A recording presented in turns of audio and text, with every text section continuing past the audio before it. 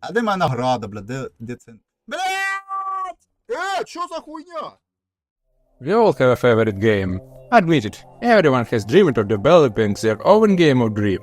Your Skyrim, your Grand Theft Auto, or something like that. But it always remains just a dream, doesn't it? Even if someone gets to the point of starting development on Unity, they most likely end up with a 40-minute horror walking simulator. Well, I managed to make my own game of dream, according to my own rules, despite quite serious obstacles on the way. But it didn't bring me satisfaction. Only crunch, suffering and disappointment. So, if you want to hear an interesting story, then stay tuned. Let's start long before development begins. The inspiration for creating a game of dream is usually influenced by favorite game. My favorite game is Stalker Call of Pripyat. I first played it when I was in 3rd grade, and it was my first role-playing game.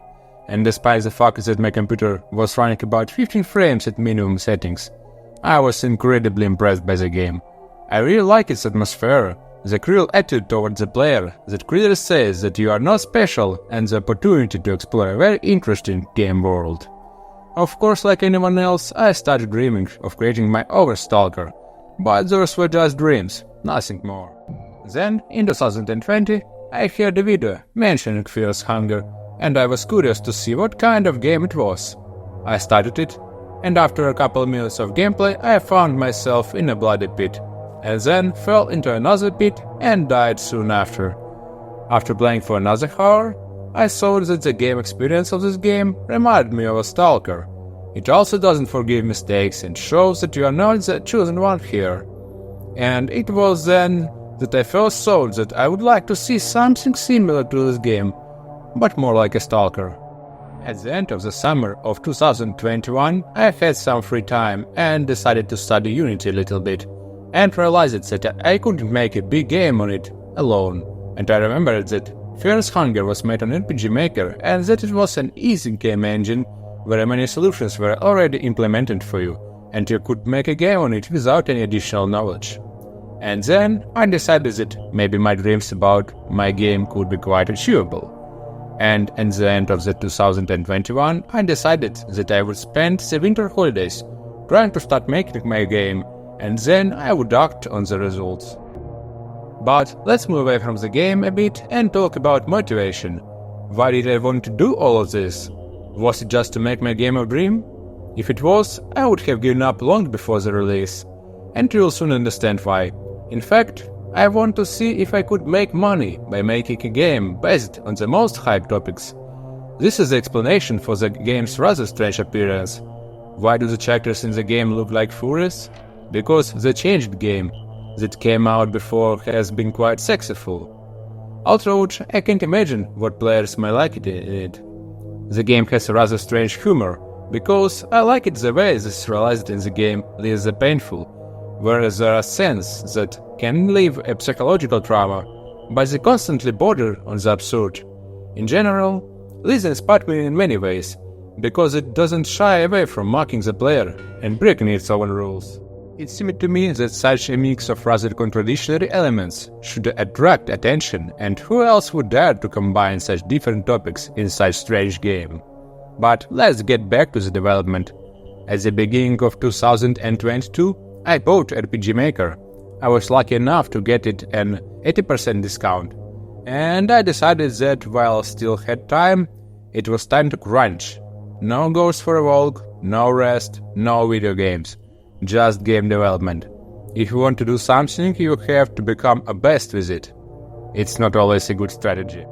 During the January and beginning of February of 22 year, I managed to think through the game and prototype all the game mechanics and scripts, as well as collect and understand the necessary game plugins, because the usual features of the game engine are quite limited.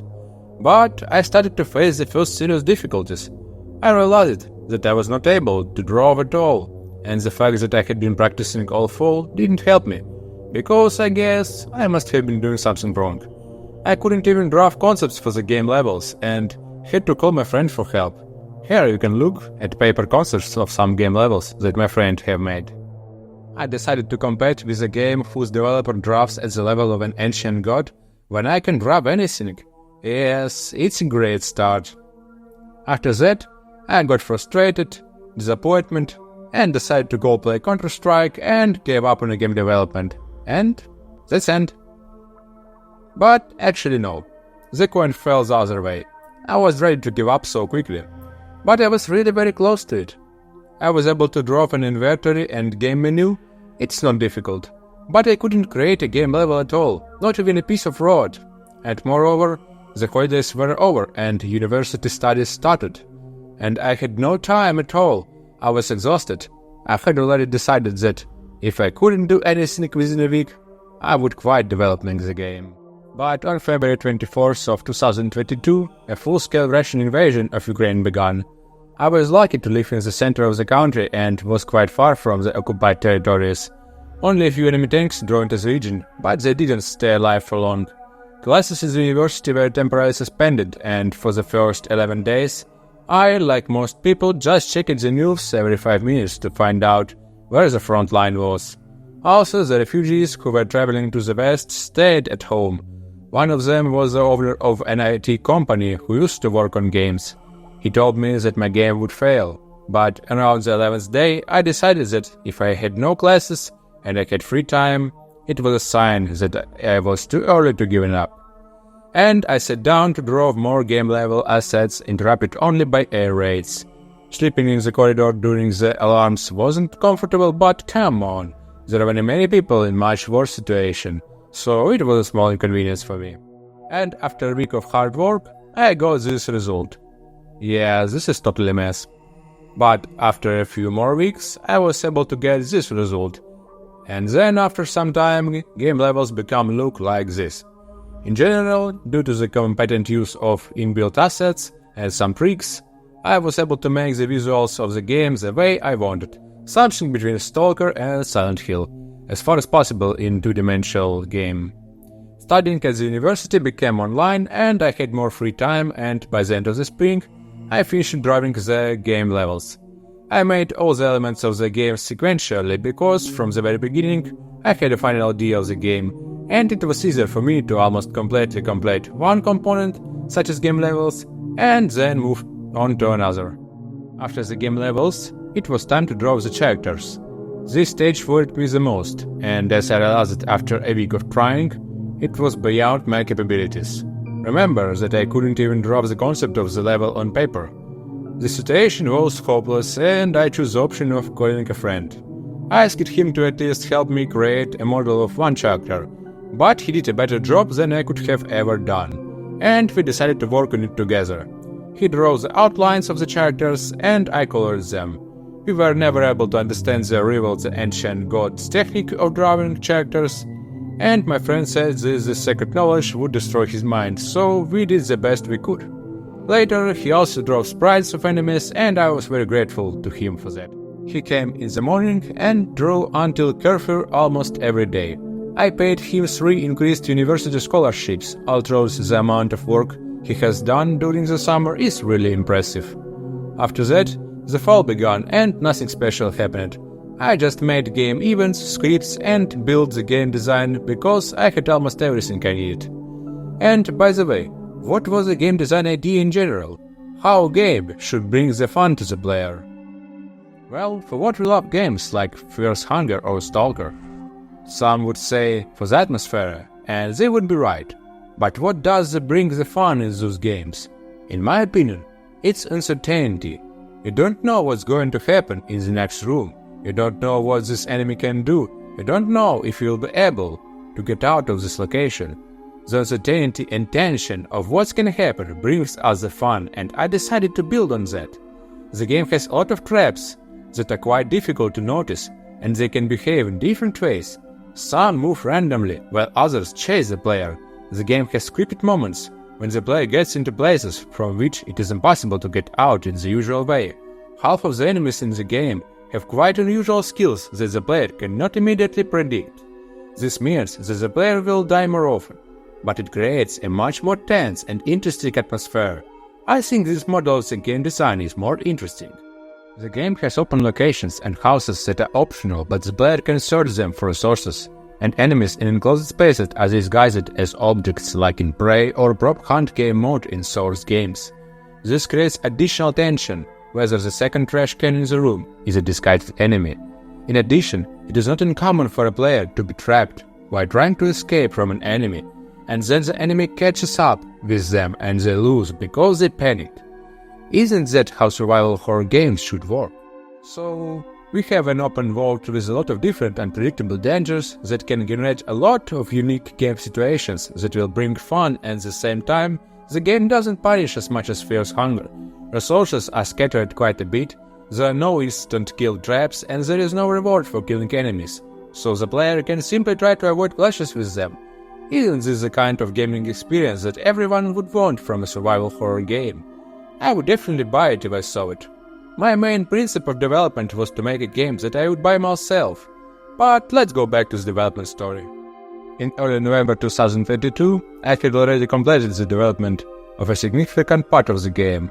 All I had to do was translate the game, arrange enemies and game items, write music and test it.